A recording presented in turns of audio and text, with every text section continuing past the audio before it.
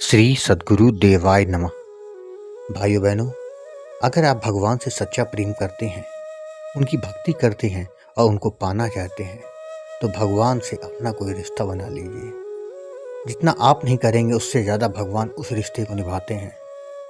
आज उसी पर आधारित मैं कथा आपको सुनाने जा रहा हूँ कि कैसे एक बहन के लिए श्री रघुनाथ जी अपने चारों भाई और पत्नियों के साथ उसकी शादी में आए।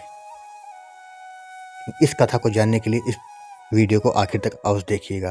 लेकिन उससे पहले जिन लोगों ने गोकुल भवन अयोध्या यूट्यूब चैनल को अभी तक सब्सक्राइब नहीं किया है, उस चैनल को सब्सक्राइब कर दें और बेल आइकन अवश्य दबा दें, जिससे नए वीडियो के नोटिफिकेशन समय समय पर आपको मिलते रहें।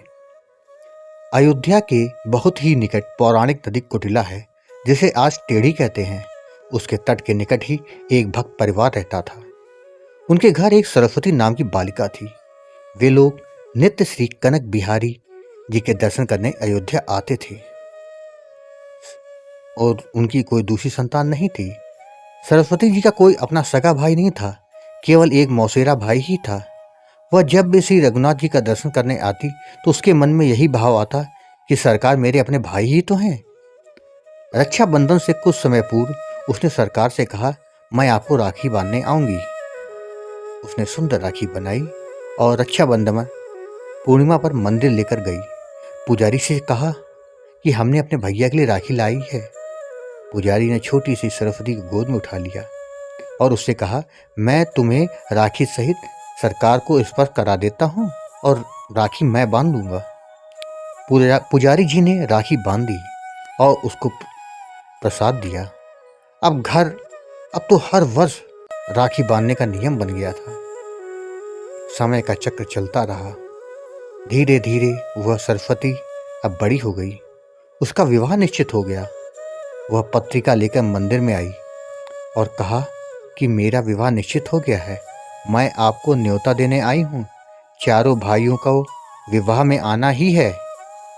पुजारी जी को पत्रिका देकर कहा, मैंने चारों भाइयों से कह दिया है, आप पत्रिका सरकार के पास रख दो और आप भी कह दो कि चारों भाइयों को विवाह में आना ही है। ऐसा कह के वह अपने घर चली गई। विवाह का दिन भी आ गया। अवध में एक रस्म होती है कि विवाह के बाद भाई आकर उसको चादर उड़ाता है और कुछ भेंट वस्तुएं देता है। उसकी मौसी ने अपने लड़के को कुछ सामान और 11 रुपए दिए और मंडप में पहुंचने को कहकर वह चली गई। उसका मौसेरा भाई उपहार, वस्त्र और 11 रुपए लेकर रिक्शा पर बांधकर विवाह मंडप की ओर निकल पड़ा। रास्ते में ही रिक्शा पलट गया और वह गिर पड़ा। थोड़ी सी चोट आई और लोगों ने उसको दवाखाने ले जाकर मरहम पट्टी कराई। यहाँ सरस्वती जी घूंघट से बार बार मंडप के दरवाजे पर देख रही थी और सोच रही थी कि सरकार अभी तक क्यों नहीं आई। उसको तो पूर्ण विश्वास है कि चारों भाई आएंगे अवश्य, तो देर भले थोड़ी हो जाए। माँ से भी कह दिया कि ध्यान रखना, अयोध्या जी से मेरे भाई आएंगे। माँ ने उसको भोला समझकर हंस दिया। जब बहुत देर हो गई तब व्याकुल होकर वह दरवाजे पर जाकर रोने लगी। दूर दूर के रिश्तेदार आ गए, पर अपने भाई क्यों नहीं आए?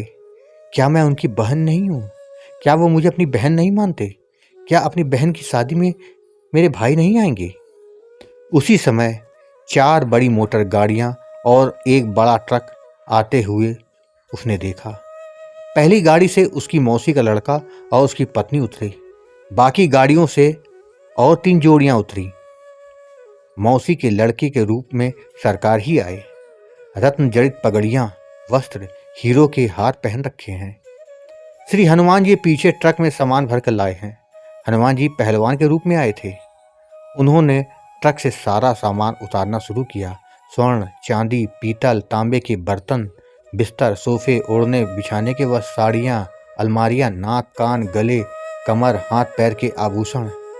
मौसी देखकर आश्चर्य पड़ गई कि इतना कीमती सामान मेरा लड़का कहाँ से लेकर आया है।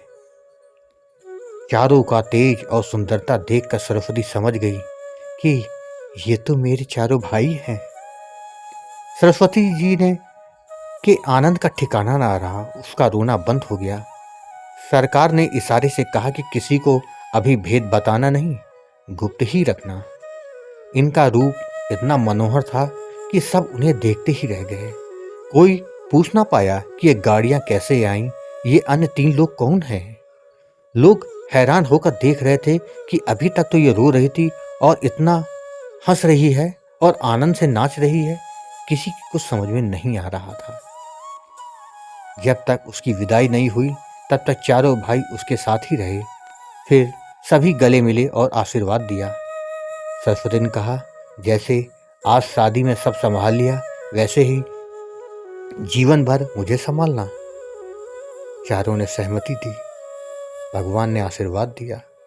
जब वह गाड़ी में बैठकर पति के साथ जाने लगी तब चारों भाई अंतर्ध्यान हो गए। उसी समय उसका असली मौसेरा भाई किसी तरह लंगड़ाते हुए पट्टी लगाए हुए वहां आया। उसने वस्त्र उड़ाया, उपहार और 11 रुपए दिए। मौसी ने पूछा कि अभी अभी तो तू बड़े कीमती वस्त्र पहने गाड़ी और ट्रक लेकर आया था, ये पट्टी कैसे बन गई और कपड़े कैसे फट गए? उसको तो कुछ समझ नहीं आ रहा था। अंत में सरस्वती से उसकी माता ने एकांत में पूछा, बेटी सच सच बता कि क्या बात है, ये चारों कौन थे? तब उसने कहा, माँ मैंने आपसे कहा था ना कि ध्यान रखना मेरे भाई अयोध्या से आएंगे।